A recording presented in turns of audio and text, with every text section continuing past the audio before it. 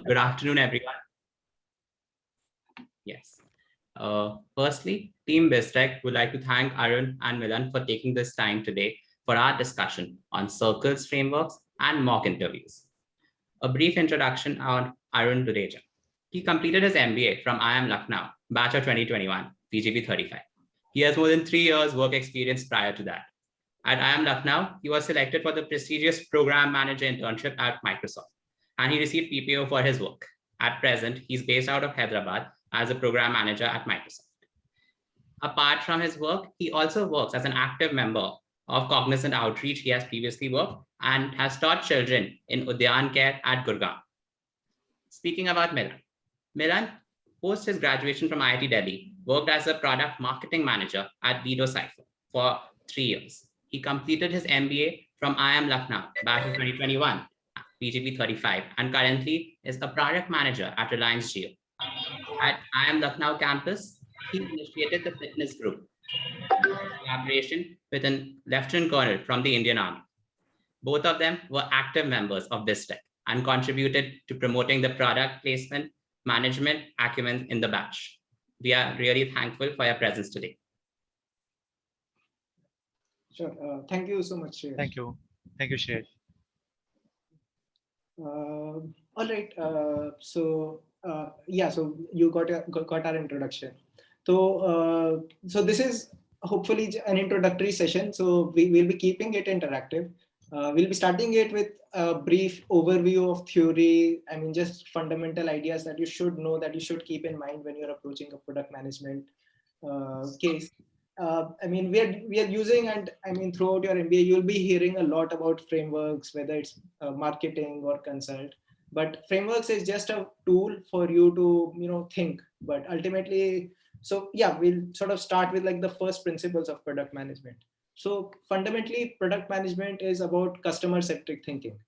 You have to think in terms of how a user is using a product. So if it's Zoom or if it's WhatsApp or if it's Facebook, any digital product, and we work with digital products all the time, we use them. How are customers using them, and what are specifically the problems that they are facing, and of course how the product is solving those problems. So in PM, the customer and how they use the product comes first. The technology is just a way for the product to solve the customer's problem. So please do not show off your technology knowledge. I think Arun will have a few words about this. Don't throw around jargon such as AI or ML. If you know actually AI and ML, if you know like prediction accuracy and things like that, that comes at a later stage of solutioning, where you are actually discussing the solution, and that should come at the very last. If you start throwing these technical jargon, well, it will come across as sort of like you don't actually think in terms of the customer. Likewise, don't jump to the solution right away. You need to follow some steps. You need to think from the customer point of view. You need to understand what the question is that the interviewer is asking you. So I mean, any at least PM interview is going to be a lot like conversation. So you're going to have to ask them clarifying questions, and I think, and in this interactive session, we'll be doing that. We'll be sort of asking you to pose some questions for a very open-ended kind of a case problem.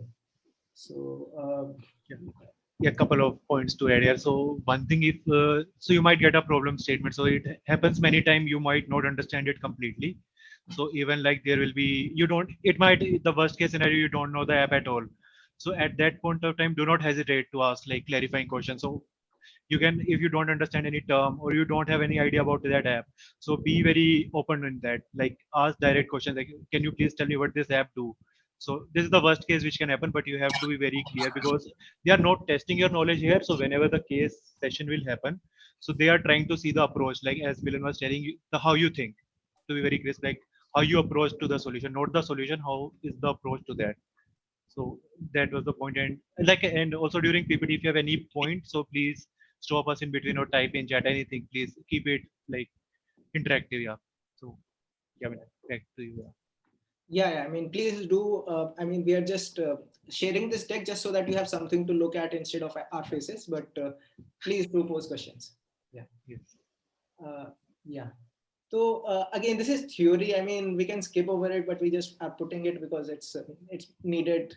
So yeah, so some things that you need to sort of keep in mind is you need to create a target persona. Ki who is the user that is using? So if somebody puts a case, you have to improve WhatsApp.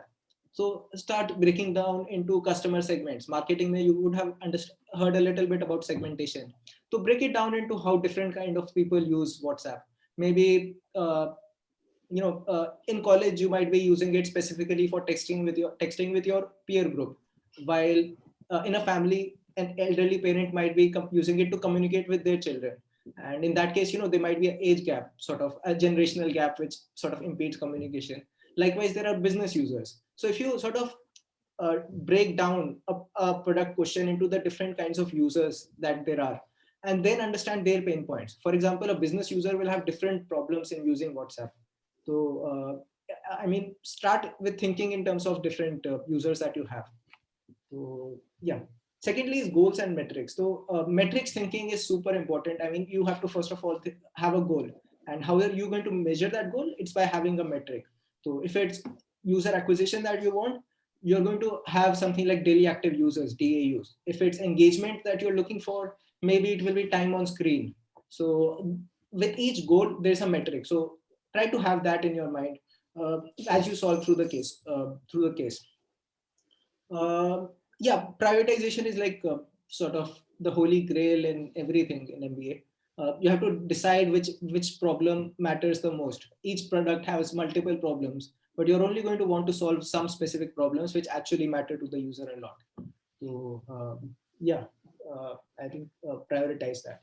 So creativity comes down to sort of being able to think out of the box. I mean, I think this is something that comes with practice and with, I mean, it will happen over time, but try to be creative. Yeah, but again, this comes in the solutioning stage. Nothing beats I mean, you of course need that customer centric thinking. Development leadership is for advanced cases when you are already proposing a solution, when you are asked to break it down to specific bits. So for example, if you are proposing a new video streaming platform, for example, I've worked in that domain. So you should be able to break it down that you should have something like I mean, it goes a little into your ability to break down a problem into a complex problem into simple bits. And summarization. So you have to be able to eventually make sure that the interviewer is not confused, that you have a grasp of what the whole case was about, and they are able to I mean, that's when you get an opportunity to look back at the bigger picture that that the case has solved. Any question from anybody? Please do post, although this is just theory, so I know it's pretty dry. And also, while you are solving the case, so the case can go in any direction. So it is very, very important to keep it conversational. You can like keep on asking, shall I consider this persona? Shall I consider this pain point? So in this way, it is beneficial for you. Suppose you are going in a completely wrong direction and you have lost the track. So an interviewer does not want, and you are continuously like speaking on that point. So it is always better to like keep on asking. You can show, and plus it also shows your skills that you are thinking about multiple perspective, that you have considered 4 pain point, and then you're asking which pain point do you want me to focus upon. So it helps you also, like if you are losing track, so interviewer will pull you back, and so it keeps it helps you also. So if any on this, so it's always in your hand how you are taking that, and keep the interviewer involved. Yes. So why frameworks? So, I mean, the only point of a framework is that it's a logical approach to problem solving. And we'll try to look at one particular framework, the circles framework. You don't need to memorize circles framework. There is some sort of, it's too complex. Arun doesn't like circles framework. He says that it can be, PM cases can be solved in a much simpler way. So, which is very true. So, I mean, we'll try to solve case as simply as we can today. But so the framework is just a tool for you. Yeah. So it's a tool by which you can step by step solve a problem, by which you can communicate with the person so that they are on the same page as you are. And because, yeah, I mean, if you follow that framework, you will have that comprehensive approach. Because a lot of times, if you don't follow a framework, you might, get fall too deep into something. Like if you're thinking of, say, segmentation and target personas, you might eventually sort of dive too deep into that and forget that you're actually supposed to look at some pain points and actually suggest solutions. So it just keeps the flow going. So yeah, Arun, thoughts? Yeah, right. So just framework ensure that you do not miss on anything, but it is not very strict that you have to follow this way only. So like at the end, you have to show how you are thinking and how you are arriving at the solution. So yeah, very right, Milan. I agree on that. Yeah. Yeah. Yeah. So, okay, so this is the last theory slide that we have before we do the interactive case solving. So circles is, yeah, it's a clever way to just sort of break these things down. Firstly, any case you have to comprehend the situation. So take like just for this slide, the example, improve WhatsApp. So firstly, you have to comprehend the situation. You have to ask some clarifying questions to the interviewer. You have to ask maybe, what do you want to improve about WhatsApp? Do you want to increase the number of people who are using WhatsApp, or do you want to increase the amount of engagement that they do? Or maybe you might want to even follow monetization strategy. WhatsApp doesn't have that, but you might ask them, is WhatsApp really interested in? Because improving WhatsApp could mean any of these three things or a lot more.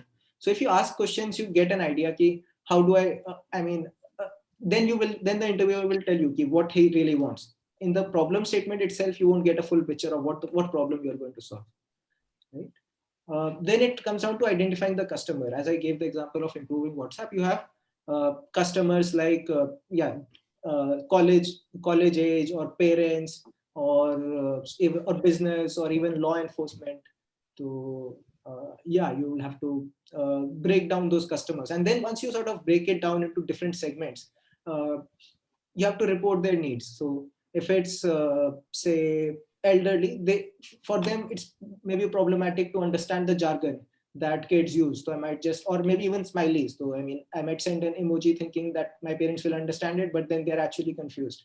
So that's a problem that only parents, or a different generation has. So if you sort of start from the customer, you are much better able to identify their needs. I think the next comes down to prioritizing. So each user will have multiple needs, and you will now have to sort of decide these are the problems that you're actually looking to solve. Once you've gone through this whole process of understanding the problem, customers and their pain points, and then prioritizing, only then you should go to the solution. And if you're doing it well, the solution will be fairly obvious, and it won't be technology. It will be, what is the problem that you're solving? So, and then I think you can sort of start discussing in terms of how you're going to how you're going to build this thing. Yeah, again, this is evaluating trade-offs. So this is sort of any solution has its pros and cons. So you should be able to have that critical thinking. So sorry. So again, this is like very comprehensive. And finally, you summarize. You give that whole big picture of all the steps that you took. So in this case, you can see that this is very comprehensive. So it's good to keep taking notes throughout the time that you're doing the case. Keep at each point writing 3-4 points about four different customers that you had. And once you identified one particular customer, you break down 3-4 needs that they had. Then you look down at and prioritize this, which problems that you want to solve. And then you list 3-4 solutions. So that way, if you're noting this down and listing 3-4 solutions at each stage, you're giving the interviewer a better picture of your breadth of thinking, that you're looking at the product and how it can be improved in 4 different ways. Because, for example, if in solution you are just suggesting one solution, that Netflix, you can, if you want to improve Netflix, you don't want to make people binge watch, and to stop them from binge watching, you're going to have time breaks, that Netflix will remind you 15 minutes into watching a film. Suppose you sort of follow this train of thought, and it's a very linear train of thought. You're just sort of you're thinking that binge watching is the problem, and then you suggest just one solution. The interviewer might push back and say that this is not the problem that we want to solve at all. So instead, if you're saying in the Netflix improvement case that binge watching is a problem, or children getting access to harmful content is a problem, or social viewing is a problem, then you're giving the interviewer an option. You can decide which problem to solve. Yeah. So show your breadth of thinking this way. Again, all of this is something that will happen with practice. So yeah, BizTech 36, and most of PGP 36 will be taking case logs for you, so you'll get a better idea. Arun, comments? Yeah, so I think Vipin asked a very good question, that how many number of questions are acceptable. So like this is very important. So you, when we said that you have to ask questions, so like you ask clarifying question in the starting, that what does it mean? So actually the way you ask question is very important. So it doesn't feel like you are interviewing the interviewer only. So it has to be very conversational and it has to be very tactical. So you will say like, I think there are 3, 4 problems in this. Which problem do you want me to focus? So it is like taking help from it. You can't like that is the point, you have to keep it involved. Once you see that it has become irritating, so you can't go directly every time that what is the problem do you think in this. You can't say like this to him. You have to say that I identify these three to four problems, and now which one you think is the best. So you are actually asking him the direction only. You are not asking his inputs, his solution. You are just taking direction. So in the starting, obviously, you can ask couple of 2 to 3 questions to just to clarify that what is the app or what is the use. But after that, you have to like show that you are thinking and you are taking his input. So that is what we meant. You have to ask question. That is the way. Yes, ma'am. So Toha, in this case also it's good. For example, take improve the WhatsApp case.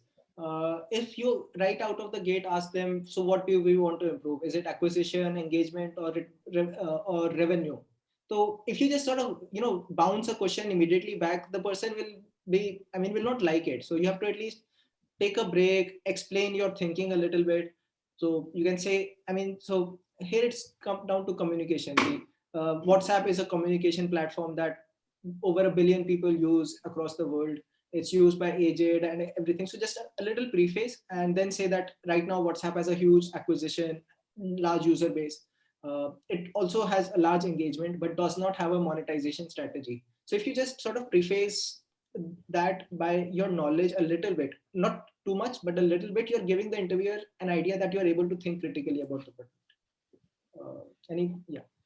Yeah, and once interviewer feels that you are giving valid questions and valid input, so he will never like try to lose a good candidate. So whenever you will come up with a very good point and very good question, so he will definitely enjoy, and because it is making sense for him also. But if you give a very random ad hoc question, so that is the time he will get irritated, not before that any point, because he wants to find a very good candidate for his company. So they also want to hire. Yeah.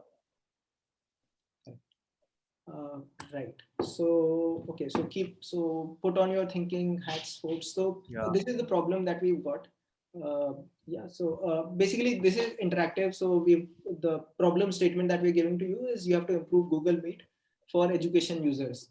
So yeah, so you've read the theory, you've listened to it. So we're now going to solicit your thoughts on how to start this.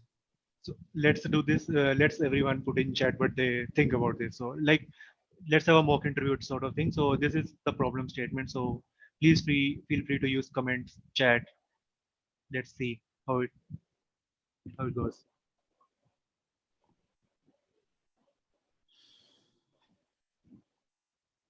Okay.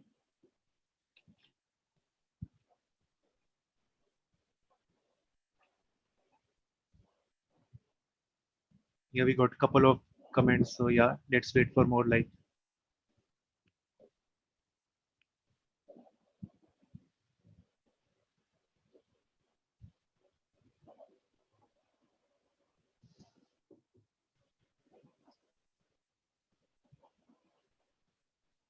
That's very good. Very good. Yeah. Very relevant questions are coming in chat. Yeah.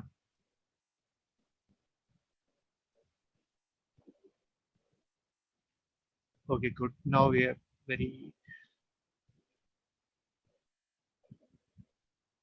nice. So yeah, we see very good follow-up. So yeah, these are the very right set of questions. So whenever you get such problem statements, this is completely vague. So and this will happen whenever the interview will start. It will be very broad. So you have to narrow it down. You have to arrive at the very right thing which interviewer wants. So when we break this down, so there are 3 parts: improve, and then the Google Meet part, whether it is app or the right questions are coming, then the education users. So I saw a couple of points like improve how, and like, so when we say improve, you have to give your input first. So when we consider about improving, it can be in multiple direction, like customer satisfaction, increasing downloads. So you have to do in that way. So when I see this problem statement, I get like 2 to 3 thoughts. So like improvement can be done in these direction, then ask, but is the right direction. Second part, Google Meet, that is a very relevant question, that whether it is a app or whether it is a website, web version, Android app, iOS app, anything that. And then education user is very important, that user persona, right? So we are still getting our teachers, students. So I think we are missing everyone. Most of them are covering teachers, students. So like this, you're still missing. So when you talk, think about users. This is very stakeholder identification is most important one. Yes, academic bodies, right? So because once we see that IIM Lucknow is taking a call, so students and teacher can't decide which platform to use. Suppose they want to move to Zoom, Teams, so we don't have a say. So it is very important in that case. You're right. So this is the way you have to approach. So first of all, when you get a statement like this, like you have to bifurcate it as much as possible. So you have to get to the point to see what interviewer wants in this. So he has a definite point. When he asks you, so he might have a very thing that I want to improve downloads for the or like I want to improve revenue or ads, whatever he has very specific point. So yeah, that is nice. Yeah. Uh, So I think Milan, that is nice we see. So we can start with the yeah. Sure, sure. Great, great. So, I mean, you already know this theory. Yeah. So, comprehend the situation. You have to ask those questions which everybody is asking. So, yeah, you got that absolutely right. Uh, yeah. So, let's go with this particular use case. That our objective is to increase the percentage of students who are actively engaged in the classroom. So, what we are solving for is engagement for students in the classroom. And yeah, and yeah, I think Arun covered this, that there are three kinds of users: your faculty, and a little bit of brief in terms of how you understand these people. Faculty want to minimize technological complexity while ensuring that their teaching is effective. I mean, some students want to be able to focus on the classroom and to interact with the professor, and the college administration wants to ensure that classroom links are created appropriately, they are used, they're created easily, students are shared the link, and they're used appropriately. Yeah. Now we've sort of fine-tuned on these three different stakeholders. Now it comes down to the customer pain points. So try to think and about these three different users and what are their problems, that what are the pain points that they have. So try to think in terms of two, three that each of the stakeholders has.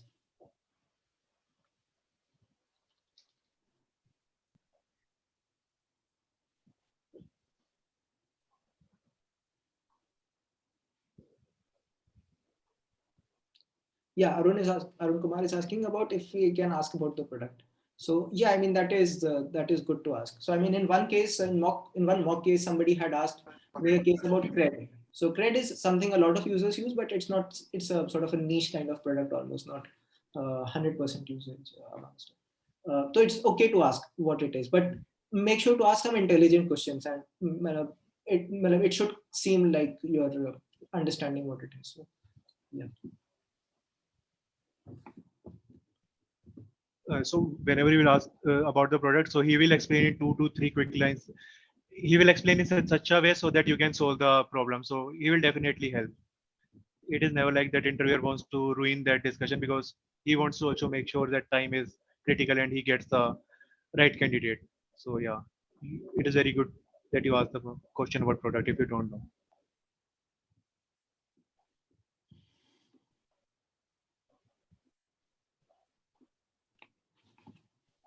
Yes, there was question. Yes, user can be coaching institute. Yeah, right.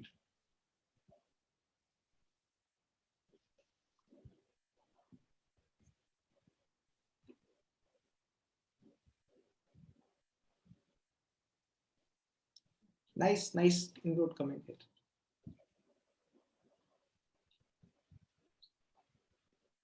Teacher can't restrict who joins the meeting. Password restrictive mechanism might help.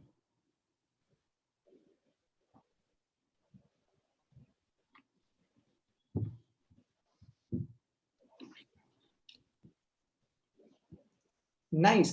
So I mean, this is good. I mean, we'll just wait for 2 more minutes, Arun, for people to think through on this. Yeah. Right, right.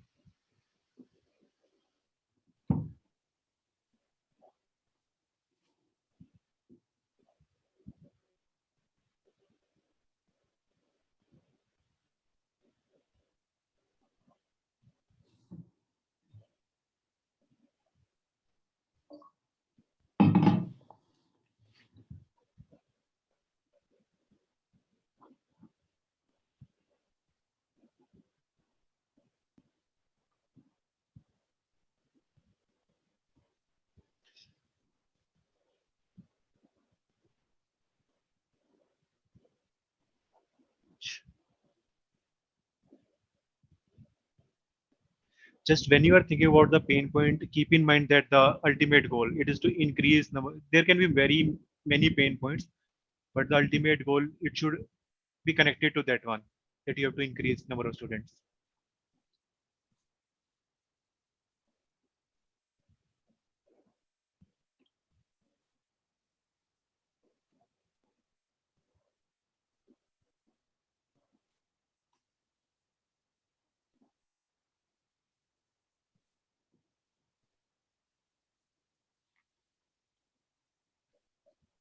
Yeah, so I see a comment that number of participants increases when screen is shared by someone.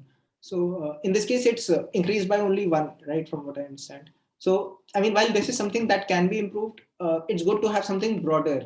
Don't I mean, small UI tweaks is not the kind of pain points that we are looking for here.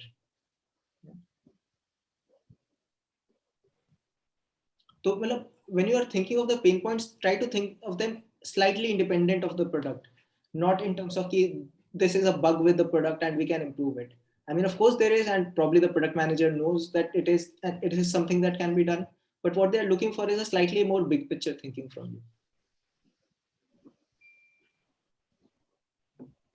And when I seeing this pain point, so there is again ambiguity. So some people are trying to reduce, like think about the retention part that users are using and they are moving away. So they are talking about those pain points. So to like capture those users which are leaving. But here the interview might say that my main target was to acquire acquisition, not retention. So again, like there is diverse, like two different pain points going on.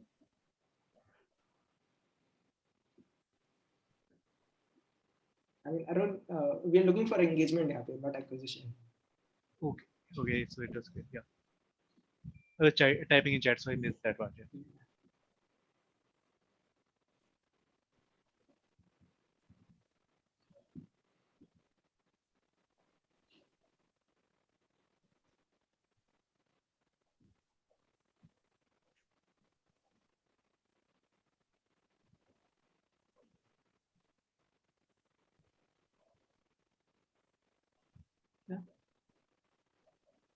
A quick question. So, in these kind of scenarios, is it okay that we pick features from the competitors and then try to include them?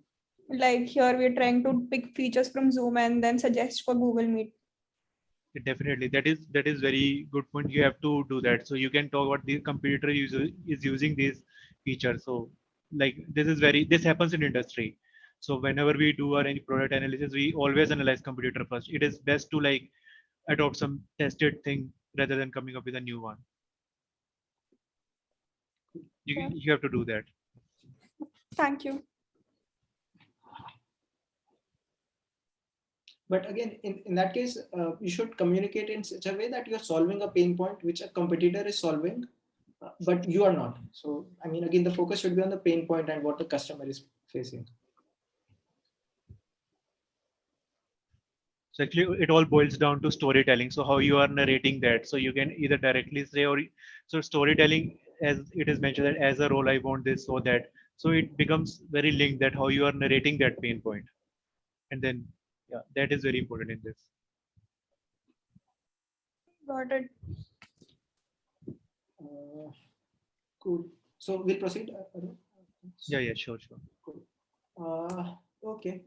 So I mean, we have this deck ready. So I mean, so some needs that we can have is, as a faculty, I would like to take more feedback from the class so that the classroom experience is more interactive.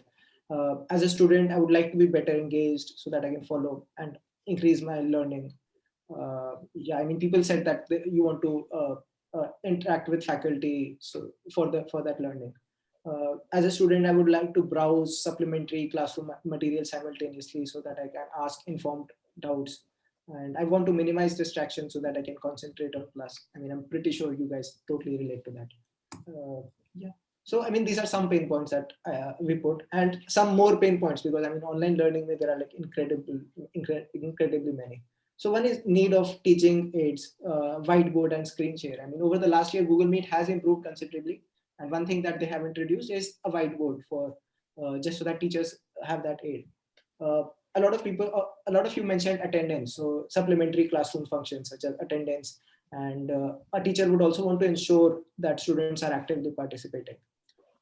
And one thing, so this is a feature that Google Meet has introduced in the last few months, and that is feedback if I'm speaking or not. So if you see your own self view, there's a little button, blue colored button, which moves if you are speaking. But likewise, Microsoft Teams also does that. So this is, a very nice tweak that some product manager figured out, that you need to give the user some feedback whether they are audible or not. Because normally, yesterday I was on call with Arun, he was trying to speak and I could not hear. So, you're solving for that problem that way. So it's, that, you can do little tweaks in your product if you understand the problem well. So, yeah. Another problem could be that some people mentioned that when a teacher shares their screen, they kind of lose track of the rest of the classroom because then their focus is on the screen share only. So that's another pain point in the product currently. So students, they can't interact amongst their friends, and for students, they have to multitask if they are making notes while still, looking at the screen share. So is there a way for them to do it in one screen only? And yeah, they also do not get feedback whether they're audible or not. College administrators. So again, if you're able to think of college administrators and think from their point of view and put good points, it will really stand out because not a lot of people will be thinking about them. So creating bulk meetings, a college administrator, start of the term, Rajesh Ramteke would have created a lot of your meetings. So, and quizzes, hopefully. So, and enabling importing of students from multiple sources. So, they would want to, not single, individually type each student's name. You'd want to bulk import all students. Also, security is a very, very important thing on online now. So these are some pain points that that we just identified. So yeah, I think, yeah, so next stage is sort of the prioritization stage. So we'll kind of skip over this a little bit.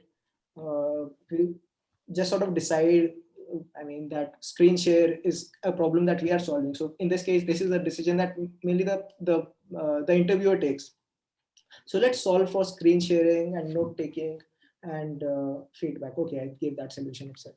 So yeah, so let's get into the solutioning part now.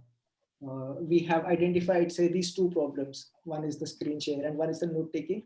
And yeah, so also incentivizing participation of students in the classroom. So these are three problems that you have. Now you need to suggest to me solutions, how to do these. Arun, any comments here? Yeah, I think there was one hand raise. So yeah, please go ahead. Yeah. So my question was, in the previous step, reporting customer needs, you mentioned the framework, right? As a PM, I want to dash dash so that dash dash. Is it like the second fill in the blank? Is it like generic, like I want to increase or the third blank, I want to increase customer engagement? Is that the thing? Or you have mentioned a lot of those lines, right? In the interview, are we supposed to mention just one, or are we supposed to mention all? So one thing clarifying, role here means the user stakeholder you have identified as a student, Okay. as a faculty, as an admin. I want to, so like in this we have identified three. So role means that person, not a PM thing. So Yeah, as a user, I want to, like, for the admin, I want to create bulk meeting so that something like that. So that is that part. So is it like I state all of these lines one by one during the interview, or I just focus on one and then try to identify pain points, like solutions for just one of the lines? No, you don't have to say like this. This is just for us to like think in this way. So it is more broadly like you don't have to report clearly like this, but just to, so that you don't miss these three parts, that a role you are thinking for any particular stakeholder, and the desire, and then the benefit. So if I will able to create bulk meeting will be the benefit. So in that, so it is a like, it is same as you create your CV, like the metric, what you did and how you did. So, and what impact that metric made to the company. So it is the very same in that way. All right, thank you. You don't have to go word by word in this. Just it is a, so any type of this line or framework. So it is just for helping so that you don't miss out. Even if you state, it won't make much impact in the like that I'm going by this way. It should come in your thinking part, and it should reflect in that. So yeah, just adding on. So these are very well formatted, but in the next slide, we've just sort of mentioned them. So here it's kind of implicit that a teacher needs teaching aids to be able to teach more effectively. But if you put it in that vocabulary, it's made explicit. So it's just a mental exercise. It's a tool to have that exercise. Sorry. Cool. Right. So we are looking for solution now. Yeah.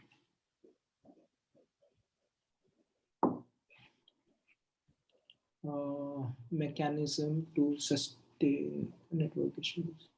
Access to chat history after the meeting.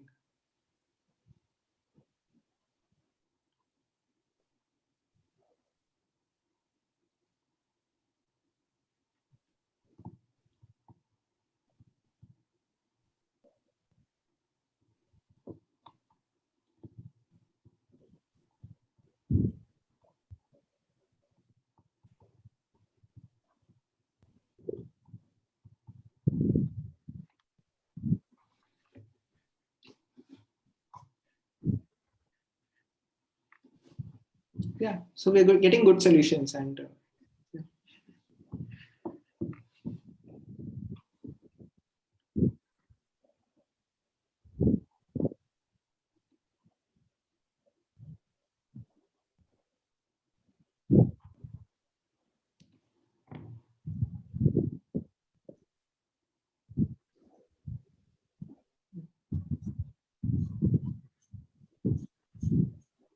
So somebody suggesting that an over small screen small window with current speaking participants. So for example, Zoom does that. If you're sharing a screen, you'll still see that view. So I mean, again, you're working in a situation of constraints. So the problem with Google Meet is that it's loading on the browser, and the browser does not have that many permissions. So the browser will not let you do that. What Zoom is doing. So that's a constraint that Google Meet has.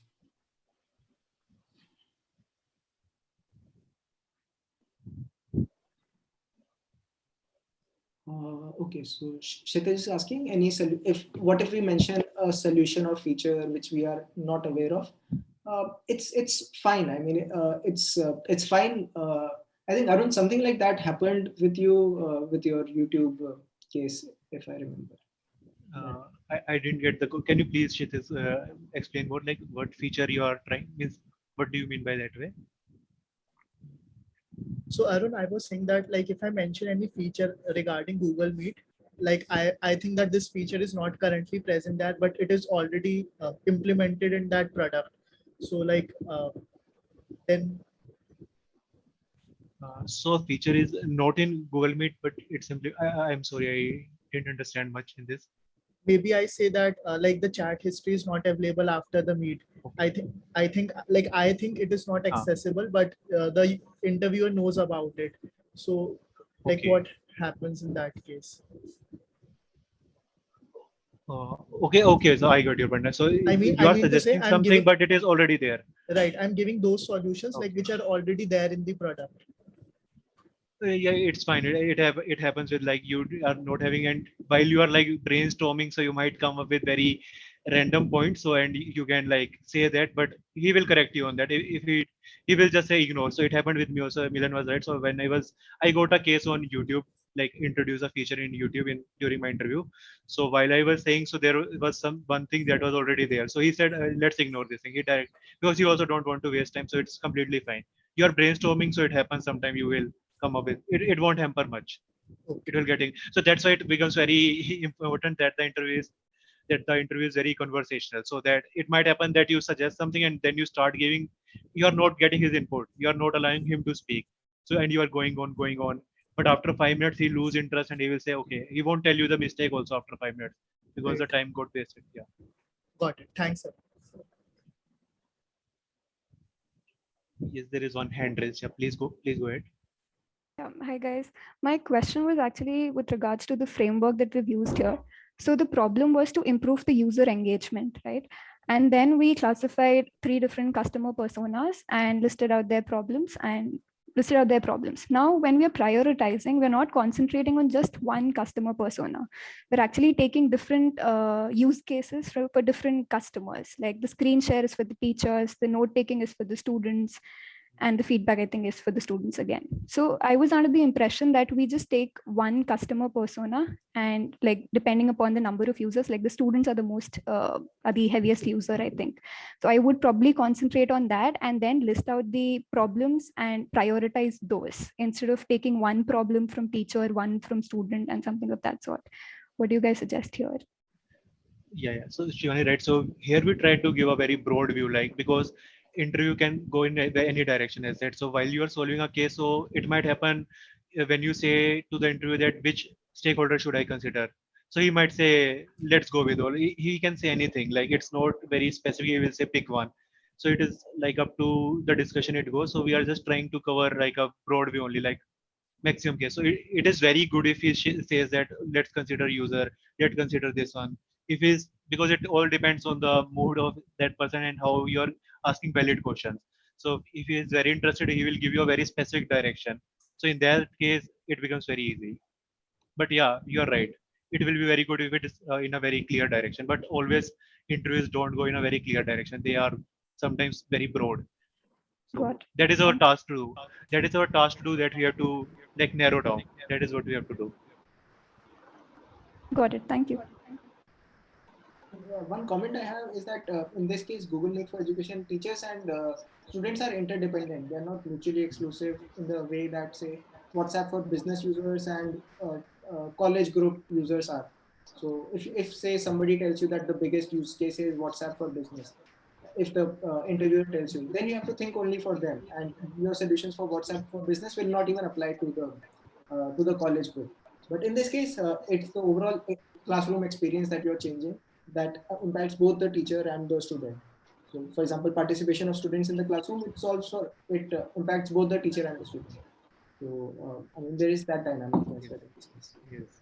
And when you say that students are the biggest user, it is always not correct. So interviewer might think in this way, who is giving me money? So students are using for free. The coaching institute are paying me money. So it is not very clear. According to him, what is the biggest user? Yeah, that is also. Yeah, thank you. Right. Yeah. So we've got some really good solutions. Just reading the last ones now. Is access to got certain parts of professor's speech, the parts which we can note later on. Yeah. So for example, there are I think companies. There's this company called Fireflies, which are actually working on transcription of recordings. So basically, I think currently what they do is they transcribe the online recording as is. I think the next problem to solve is to pick highlights and creating a recording. I think Bistec are creating a recording and this will come out to 1.5 hours. But some of you will want to just do 15 minutes में highlights. So one problem that you can solve for is the highlights of which Fireflies is solving. So just sort of commenting on that.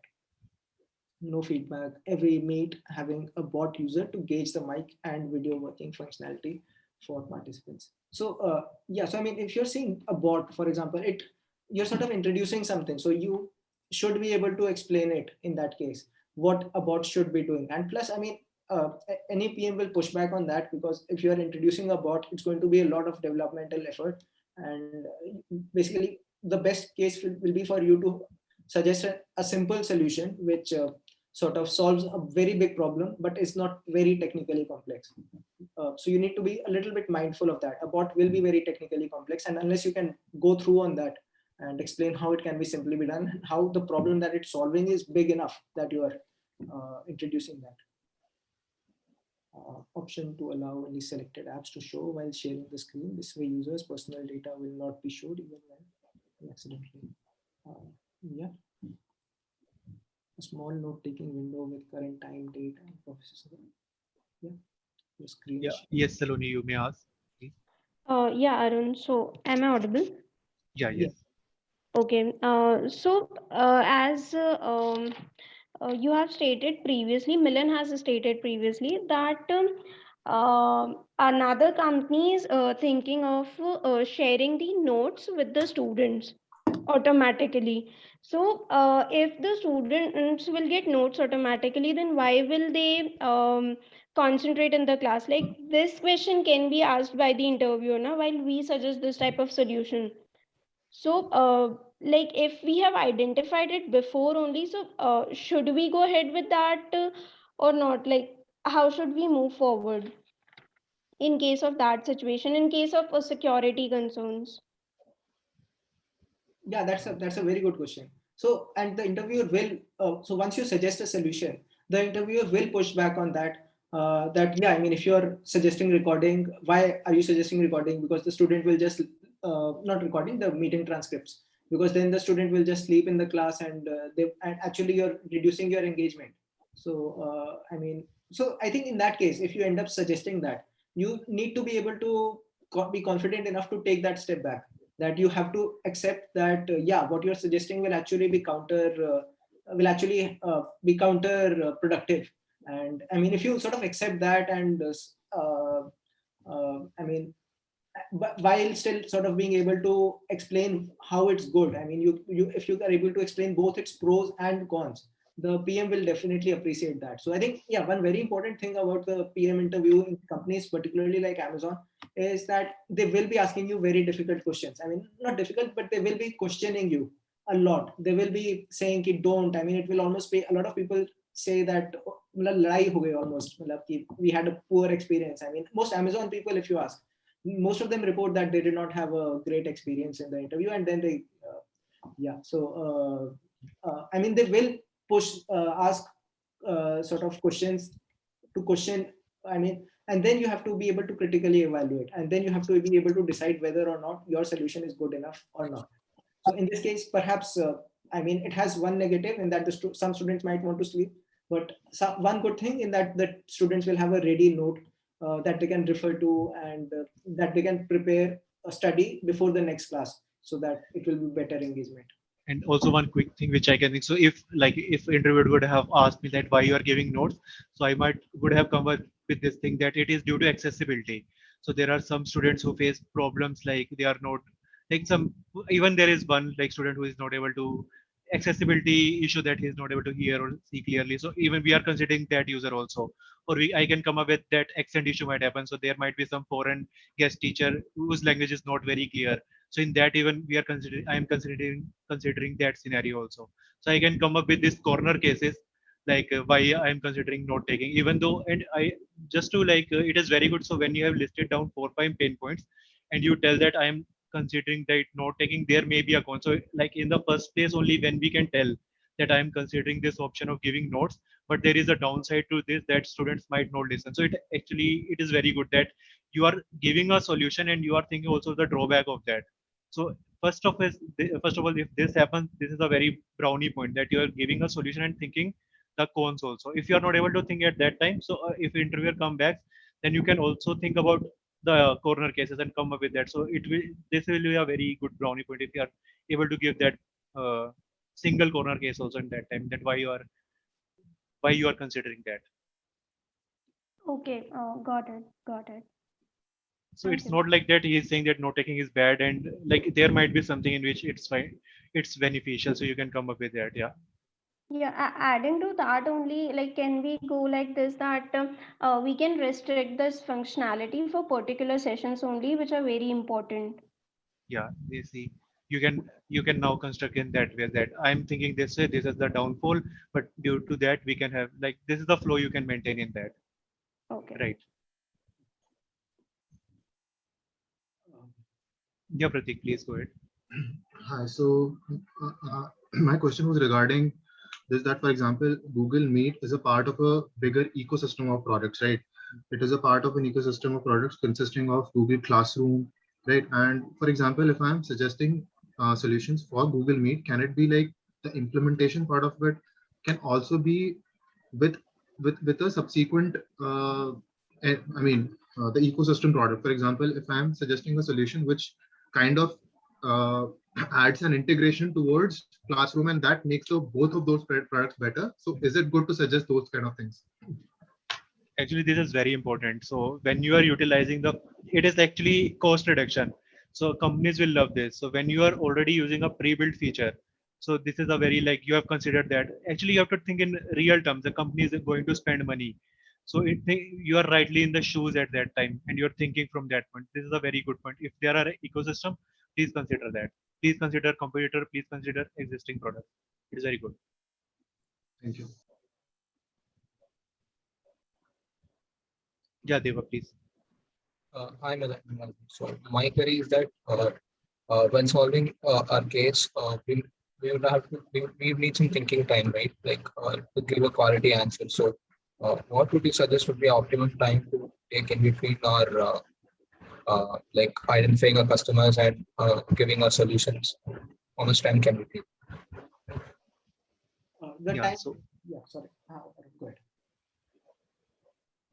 okay, so yeah, thinking time can be in two ways. So suppose interview gives you a question and you are spending 5 to 10 minutes, like you are writing down, and he start using his mobile, he start using some emails at that time. So that is a very crucial thing. You have to speak out loud. So when he gives a question to you, continuously go on speaking like, I am thinking this way, these are the 4 points. Even down you are writing, so make it interactive so that he does not lose the focus. Once he start using something else, it is not his fault.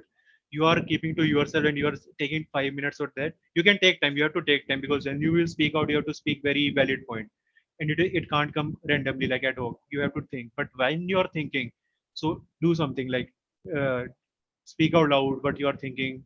So make it interactive. Yep, Milan, please add in this. Yeah. So I completely agree. So it's good to pause and take 1-2 minutes. That will show the interviewer that you are thinking this through and not just immediately answering. So it's not good to immediately answer right away. It's good to take 30 seconds, 1 minute.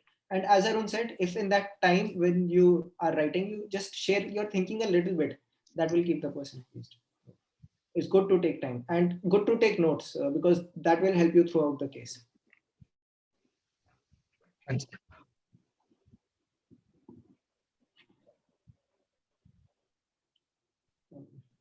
Anybody else? Note taking option to type notes in Windows better screen share option to access Google Download.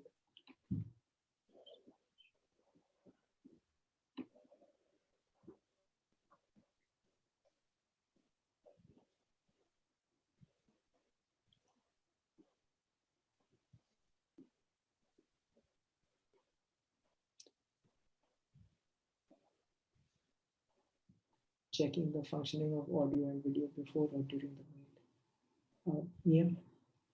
I mean, again, if you are thinking in terms of a solution that, this is more of the big point. Sure. Yeah. So I'll just list some solutions that we had that we sort of came up with. So if you're, again, these are things that we came across and we'll definitely for the next time we present this, we'll take a lot of your inputs for this solution. So one improvement that you can make is to the screen share is you can create a module by which teachers can enter the screen share material inside of Google Meet and control that material instead of Google Meet interface. So what we are essentially suggesting and what actually companies are doing is you can, the teacher can see a URL or some file and they upload that file, and that file is automatically uploaded as screen share, and you are able to control that file through the screen share. I mean, again, the technology of this would definitely be a bit complex, but that way you're sort of solving for both those things. So, I mean, this is just one solution that I came up with. So that you're in the meeting room, you're able to control the meeting room, but you also have control over what you're sharing as screen share. Another is note taking. So I mean, as somebody suggested, you integrate with note taking apps such as Evernote or some, I think Google has Keep, so note taking apps. So yeah, for the voice button, if you want to get feedback whether you are audible, the little voice button on Google Meet completely solves the problem. Attendance, yeah, we'll sort of go into that. Yeah, one solution that we came up with was chat and voice analytics. So the one problem that we came up with was how do you incentivize participation of students in the classroom? So what you can do is if you're sort of just measuring the quantity of how much students are interacting, you write software which sort of captures how much text each particular student has written, and you give it some quantity metric, you measure it that way. Likewise, you can do voice analytics. Again, this is a little bit complicated, a little technologically complex, but you can do that chat and voice analytics and assign some score that this was the quantum of participation that a student did. I mean, this doesn't measure quality, so it's important for you to be able to tell them that you're only measuring quantity here and not quality. But it's a useful tool. I mean, just like any analytics, it's just a number that's giving teachers a slightly better picture of who's sleeping in the class and who's actually just trying to do DCP.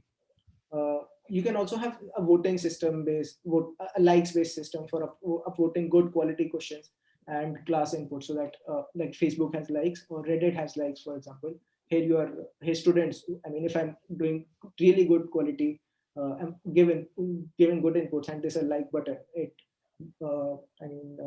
you can other students like it means that somebody is having good participation. Again, if you're suggesting something like this, you're making your chat a little bit more complex. So as we discussed, so you should be able to think of the pros and cons. The con here will be that including a like button will complicate your product, and product complexity is a very, very big thing for any company. They want to keep the product simple and not solve everything. Yeah, I think, the next stage is sort of evaluating the trade-offs, the pros and cons. That's what the last stage of circles is. So some things, that, I mean, some questions that anybody can put for you is, would your solution complicate it for the users? Will it increase the loading time for Google Meet? And they might even ask you about metrics. I mean, yeah, metrics, it's important to articulate the metrics right away when you're discussing your solution. So something like, say, chat and voice analytics button, does it increase the amount of participation that students are doing and the quality of participation? Is it increasing the teacher's satisfaction from the tool? So maybe customer satisfaction is what you can measure if you're looking for students to be more engaged. Yeah. Likewise, I mean, it's good to have modular solutions, as I mean, Arun mentioned. It's good for your app to be able to use other tools rather than for you to build a note-taking app entirely. It's good to integrate with another tool. And of course, understanding the competitors makes sense. Arun, any thoughts? Yeah, I think it's good. Yeah. So I think a couple of questions I was just answering that, is it safe to take assumptions? So yeah, if you have a very good solution that is coming up in your mind, so you can clearly state, assuming this I am telling. So there are no cross question for that. Also one question that, check the functioning of audio or video. Yeah, you can suggest that. Already Teams has that. When you hover over the camera, it shows video. So you can say that. And it also depends on the storytelling. So you can better tell, when I am trying to turn on my camera during a meeting, I'm not sure how I will look. So you can tell it to a real link to a real problem and then tell. So storytelling becomes important here. You can do that. Yes. Yeah, Pratik, please. Hi. So another question I had: how important is it to understand the technical aspects of the product that we are dissecting? For example, Milind just mentioned a while ago that, for example, when I'm doing a competitor analysis of Zoom, right, then Zoom has some advantage in terms of being a native app inside the Windows system itself. So do I need to have some technical aspects of that, so that, for example, if I'm suggesting that let's try to integrate Google Keep into the Google Meet platform, right? So there will be some sorts of technical restrictions that are there. But do I need to understand those things? Because obviously suggesting things is easy and done. But at the same time, if those things are not very easily doable by the company, then they might get strike back directly. So what do you think about that? Yeah, I mean, at this point, I mean, any technical knowledge that you have, it should serve to highlight the complexity of the solution that you are giving and the feasibility and the complexity. So, for example, it might be very technically complex to integrate Google Keep into Google Meet. So, I mean, you don't need to absolutely explain the deep down how difficult it is, but just like 2-3 steps. For example, in this case, takes it Google Keep and Google Meet, the integration between those two. I mean, you can say that Google Keep can expose APIs, that Google Meet can integrate natively. For example, I mean, if you have this much technical knowledge and you just explain this one word, this one sentence, basically it's a technological tool by which you are accessing one tool by another. Even just this little bit tells the interviewer that you have that technical knowledge. So it's a good to have thing. So again, these are so a very common question in PM is that are you supposed to do coding? So you're not, but it's good to be able to understand the language that developers use. And I think it's more about architecture. You need to be able to have an understanding of architecture, and these are things that you can develop over time.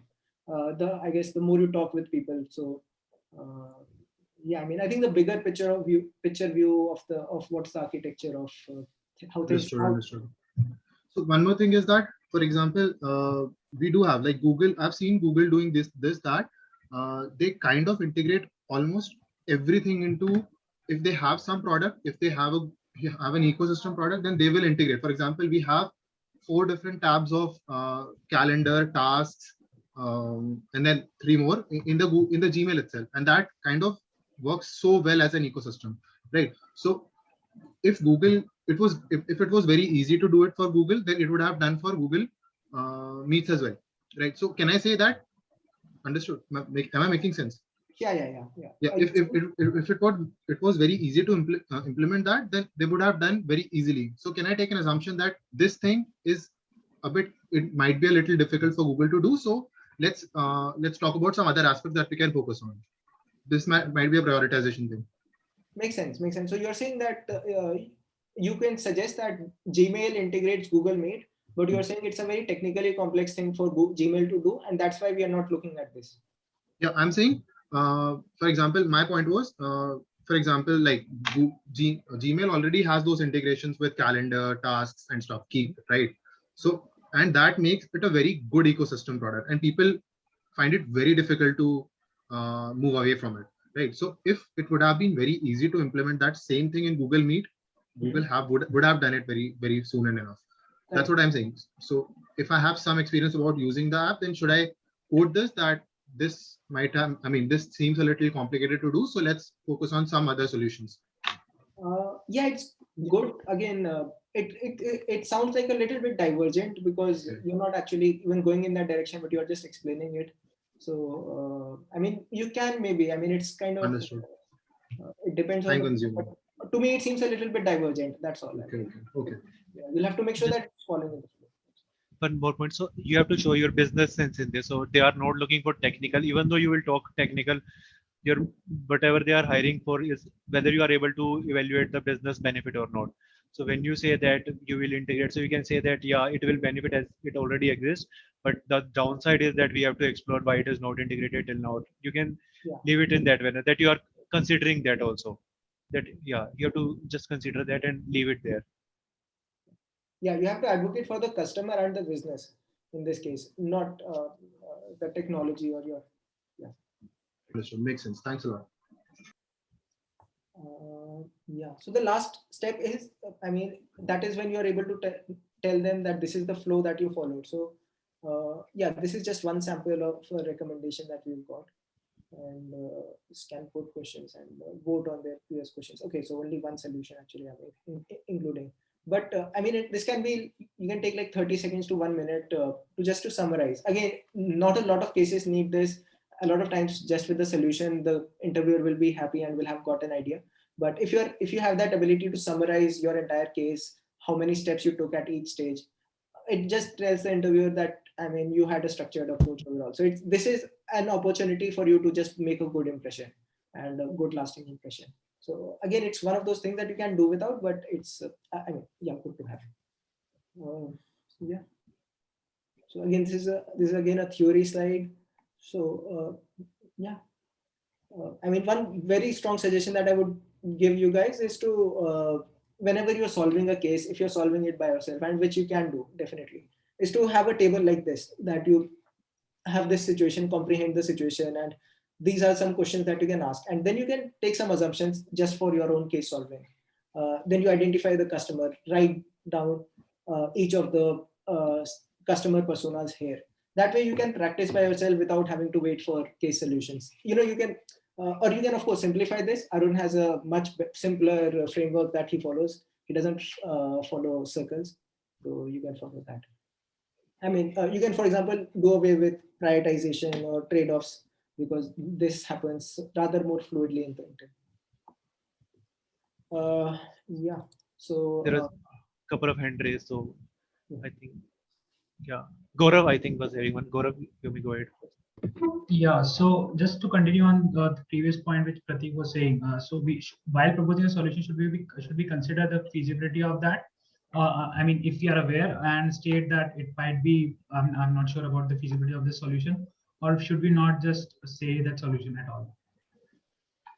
You are asking about the technical part, that whether it will be. Yeah, technical feasibility of any solution that we are proposing in the No, final. you can say that, yeah, it can be explored, that there is one thing we have to explore in. You can't say that it is not there.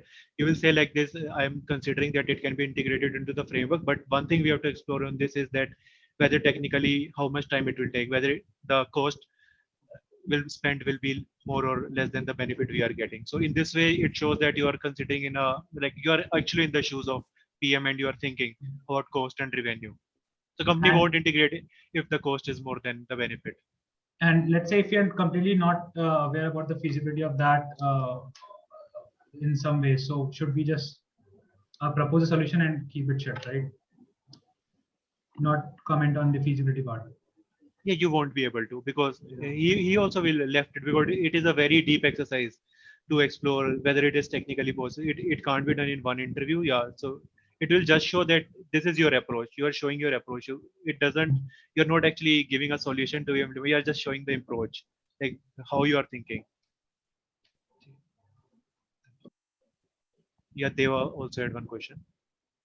My question was actually on the similar lines, basically, like say if we are suggesting a solution and they're asking how would you implement it or something, can we just point it out like this thing is already present in a particular app or something, so the feasibility is there and probably I have to do some research and then give you a proper solution, something of that sort.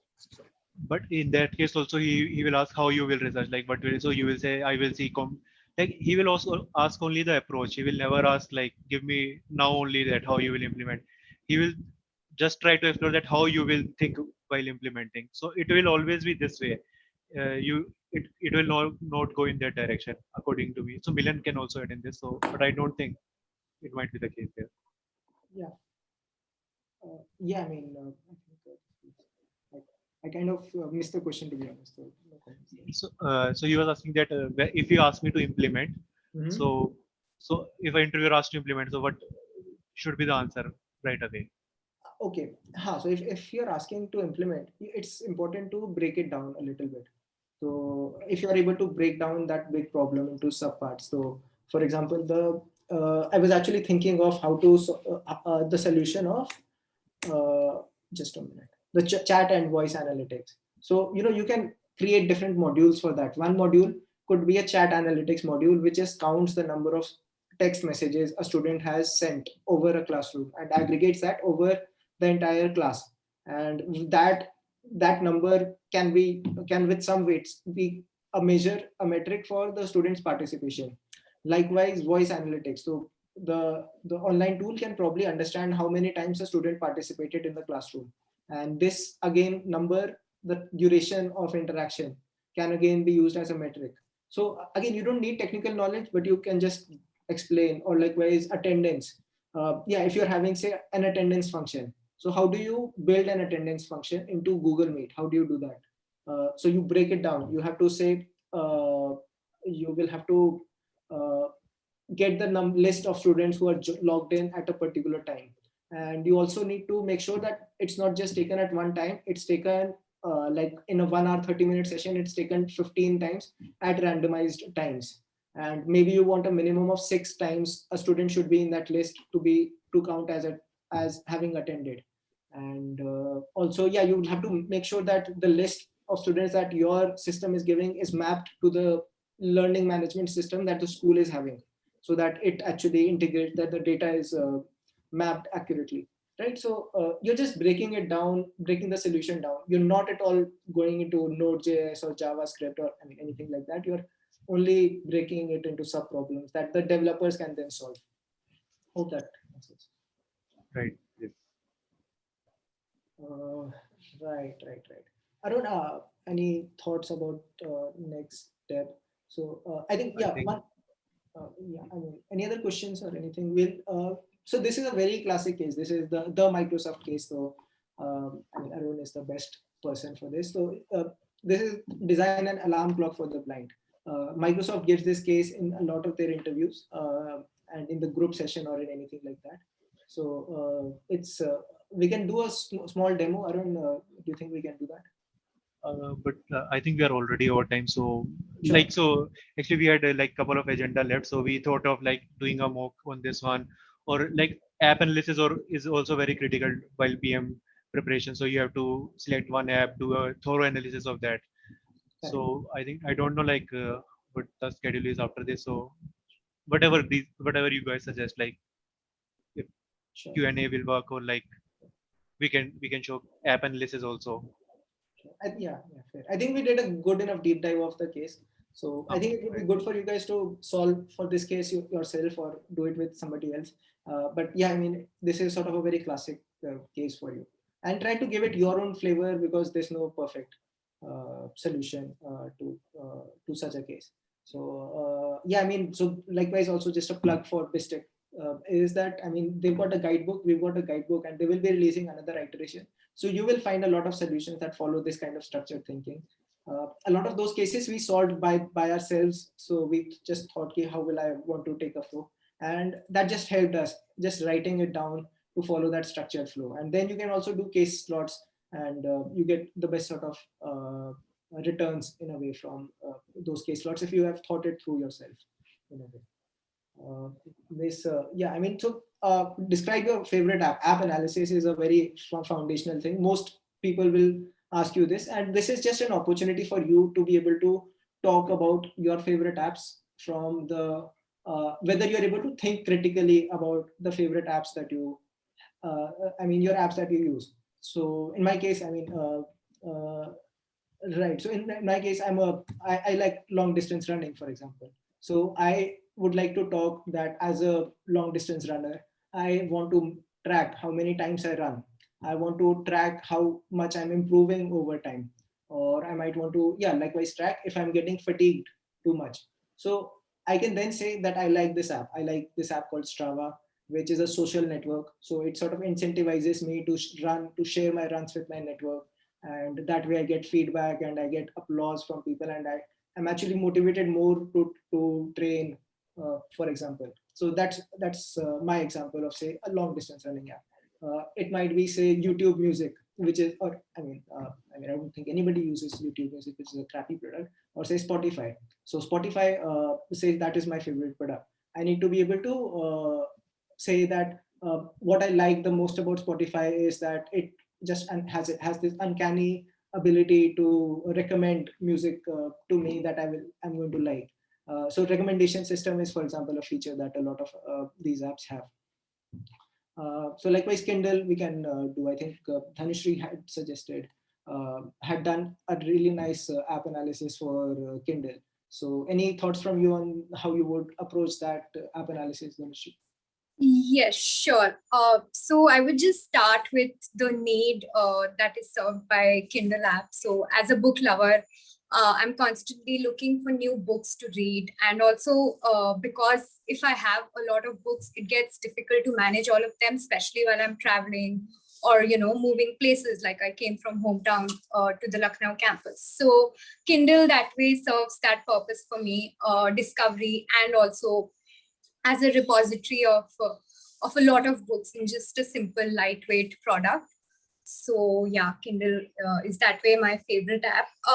The major attributes that I really appreciate about this app is, the quick purchase process. So the time taken after identification of the book that I want to read and to actual physical delivery, it's quite less in case of ebooks. So Kindle Store does solves that purpose for me.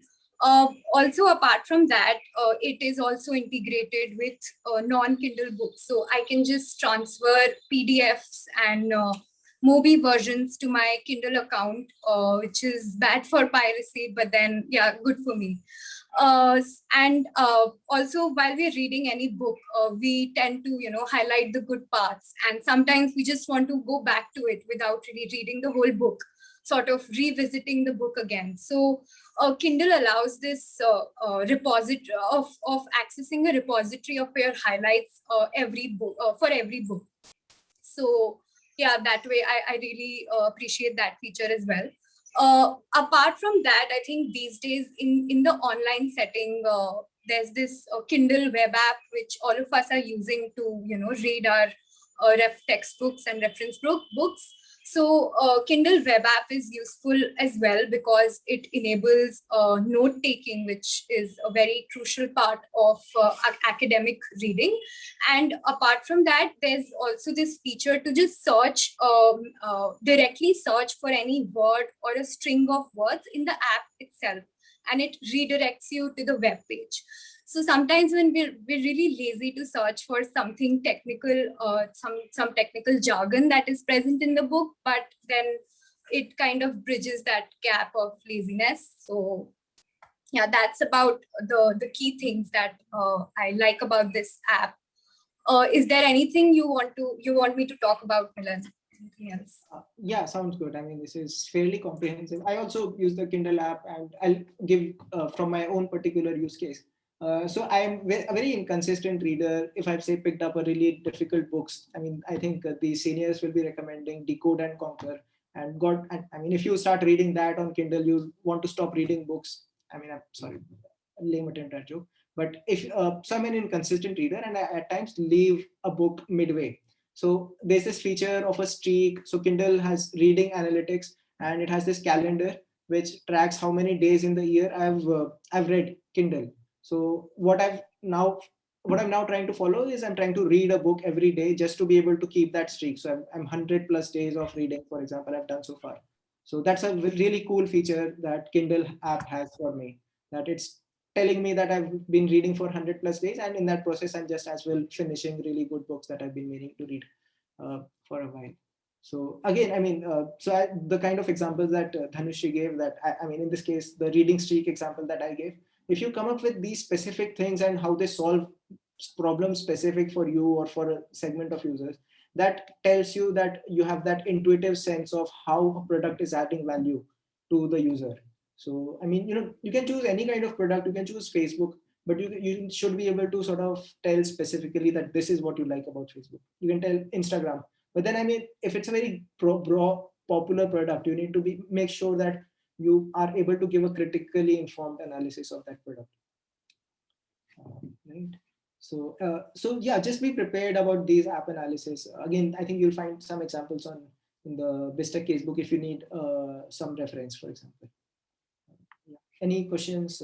Yeah, Arun, any comments from you? Yeah, I think that's really good.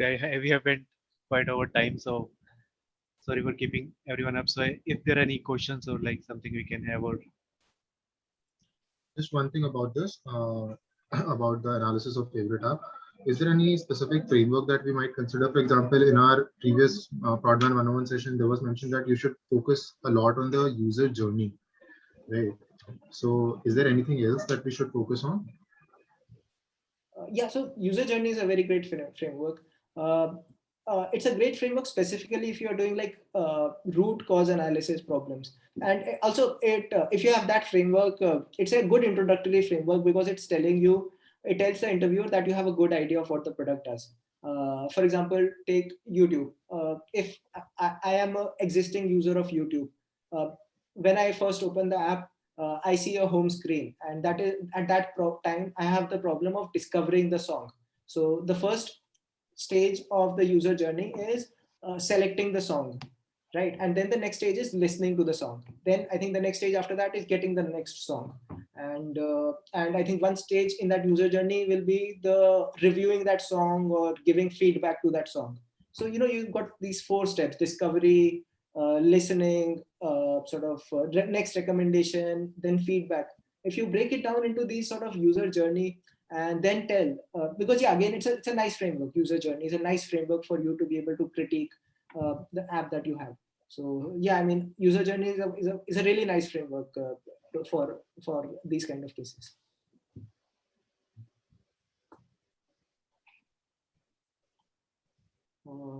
Yeah. So yeah, I mean, so complementing the circles framework. So there's this framework called AA, triple R. So any company would have these kind of metrics. One is acquisition, getting users to use. Activation is that users have used it already, maybe on a guest login. Flipkart, you've just used it, but you have not actually logged in. So once you log in and you actually start using it, that's activation. Retention is you've started using it, you used it once, but making sure that you're coming back and using the app. Monetization is whether you're actually paying. Okay, this is a slightly different framework. AA, triple R has revenue and referral. So revenue and referral, if you're actually referring to your friends a particular app, which is like the holy grail. I mean, if I'm recommending, I'm going to refer an app only if I particularly love it. I mean, people know that I recommend Strava, which is the social network for running. So they've hit that that spot. Customer journey mapping, as yeah, I mean, as one of you mentioned, that it's a good way to think through in the steps that you have to take. Guesstimates do get asked mainly for consulting. So, but I mean, for this, just an ability to break down a problem. In my case for Geo platforms, I was asked how many users you would want to, how many fridges are sold in Delhi in a year. So you break it down that, I mean, a fridge maybe has a life cycle of 5 years. So, I mean, so yeah, there are two kinds of people who would purchase. One is people who are new to the city, or the second is the number of people who are whose existing fridge are expiring. So you break it down into two, and then you dive a little bit deeper into it. Guesstimates are very simple, but they're not about the numbers at all. They're about breaking it down. So yeah, wireframes are a little helpful because you know, I mean, any tool that you can use to visually communicate to the user is a big plus. So they're just another tool. And yeah, I mean, CV preparation is very important. Just make sure that you're confident on that. And yeah, I mean, it's all about the story. So I mean, as Arun said, storytelling is what it's about. Arun, any thoughts? Yeah, right, Milan. So yeah, if you are telling any pain points, so it will be very good if you have a story behind that, or and all these frameworks and the guesstimate, or they will help you in like covering everything. Right. Yeah. Cool. I think that is all. Limitations, yeah, I mean, we've said that it's too comprehensive. I think 36 will share this deck with you. So yeah. Also, we missed some questions in chat while, so please feel free to ask if we missed anything.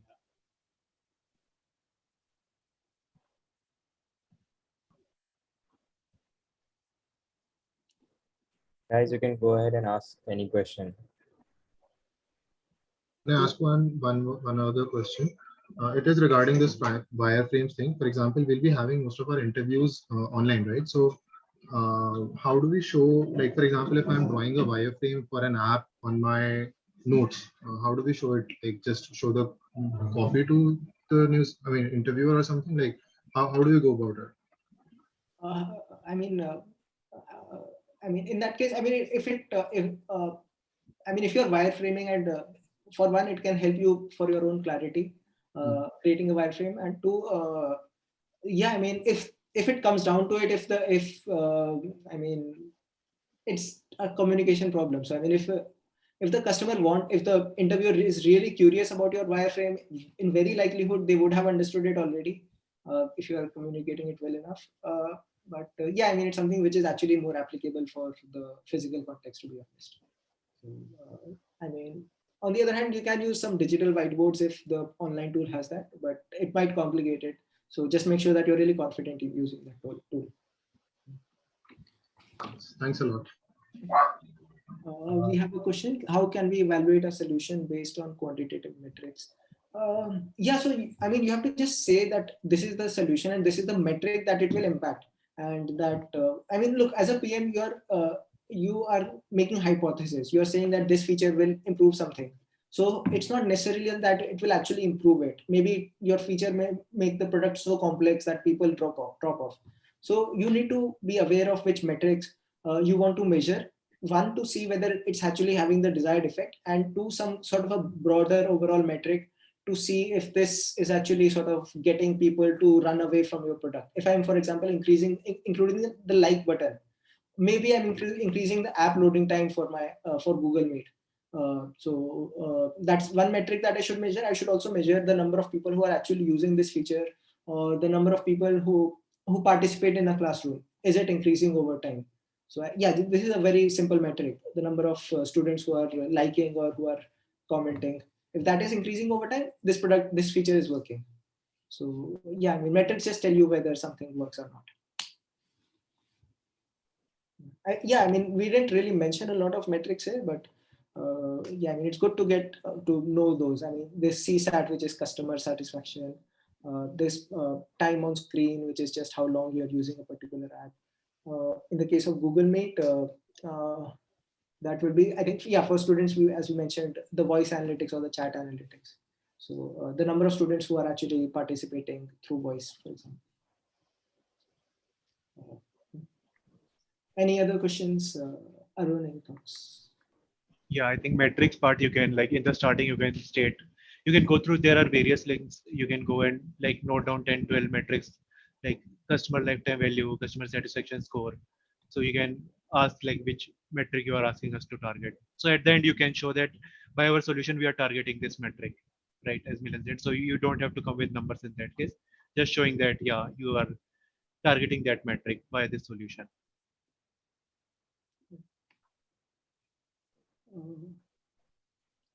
I think for rest of the questions, we can you can approach BizTech and we can forward it to Arun and Milan, and we can get back to you on that. So finally, thank you, Arun and Milan, for such a wonderful session. One of the best interactive sessions we have personally been part of, definitely, and it gave such a real life experience of to interview along with your thoughtful insights, and not just going through the frameworks theoretically. And the tips and tricks that you mentioned at each step of the mock interview were really beneficial, really beneficial, and we surely accommodated in our product management prep. And in general, if you guys have any doubt, then you can reach out to Milan, Arun, BizTech 36 batch, or anyone in the BizTech community, and we'll surely resolve it. And about the PPT, we'll be sharing it in some time via mail. So yeah, thank you again, Arun and Milan, for sharing your valuable time with us. Sure. Thank you for the invite. Actually, it was very good interactions, so very good solutions came. It was really nice, man. Great. Yeah, I mean, absolutely, totally enjoyed this. And yeah, I mean, it's first principles thinking, just to keep it simple, guys. Zyada daro mat, summers nikal jayega kuch time mein. Yeah. Yeah. All right. Yeah. Thank you, everyone. Yeah.